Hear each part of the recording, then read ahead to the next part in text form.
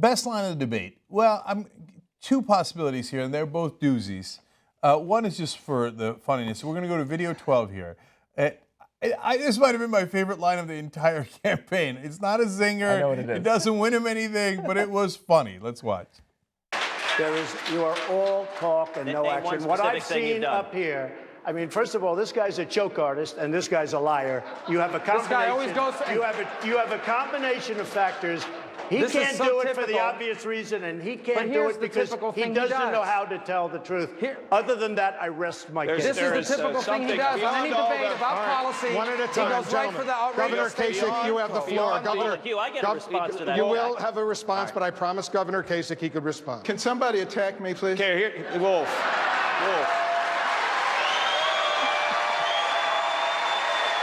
There's some. He wasn't even on camera for that so happy. Awesome line. Yeah. Can someone please attack me? Now that I think about it, I think he's said that before, but it's still a good line, and it brings out that Ben Carson, more than all the other candidates, he has a degree of charm. Mm-hmm. Like there is something once you ignore, when he's awake and when you ignore the politics and you ignore the pyramids and you ignore the one-horse countries, he's a charming man. He seems like he'd be a nice man. So that was a good line.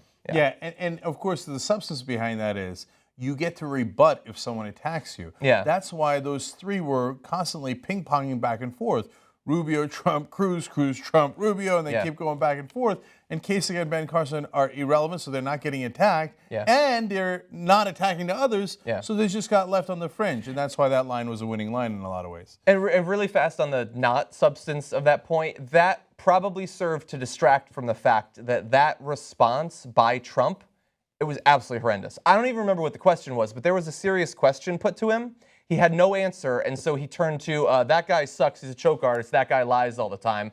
I rest my case. He had nothing. And that's what he does. He kept returning to that he choked 5 weeks ago thing like he was the second edition of the Marco bot.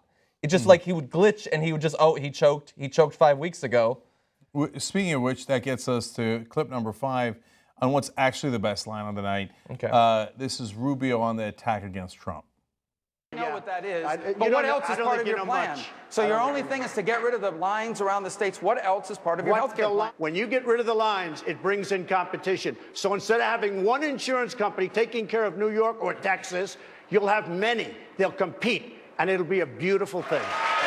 So that's the only part of the plan? Just the lines, the interstate competition? No, the nice part about the plan, you'll have many different plans. You'll have competition. You'll have so many different plans. But now he's repeating himself. No, I'm not repeating. No. Well, let's talk about your plan. I see him repeat himself every night. It says 5 things. Everyone's dumb. He's going to make America great again. We're going to win, win, win. He's winning in the polls. And the lines around the state. We're going to have many different plans because there's going to be competition. Said it again. There's going to be competition. There is going to be competition among all of the states and the insurance companies. They're going to have many, many different plans. Is there anything else you would like to add to that? No, there's nothing to add. What's to add? Okay, beautiful. Yeah. Finally, someone took him down a notch and said, it says the same goddamn things over and over again. We're going to win, win, win. Everybody else is a mess, right? What took you so long? Yeah.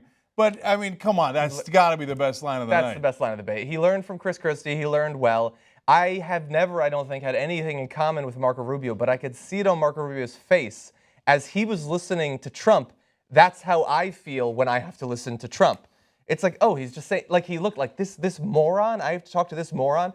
And he said, oh, he just says the same things. I'm going to make America great again. It's a mess. He listed those things the same way that I do. And you could see Trump, it's so pathetic. I don't think most people are going to have noticed it, but Rubio said to him, oh, so that's the only part of the plan? And Trump thought he had an out, so he said, no. The great thing about the plan is that there are a lot of plans competing. He didn't even know what Rubio was talking about, that it was a critique of the fact that your healthcare policy is so simplistic that the only thing you can say is that there will be more competition, as if there wasn't competition theoretically over the past few decades. And he had nothing to add to it. How far into this campaign are we? He couldn't come up with anything. I'm sure if you were to look at past debates, he's said something else about healthcare. He can't even remember it. Yeah, there was a moment where he couldn't keep track of his lies on the issue of Libya.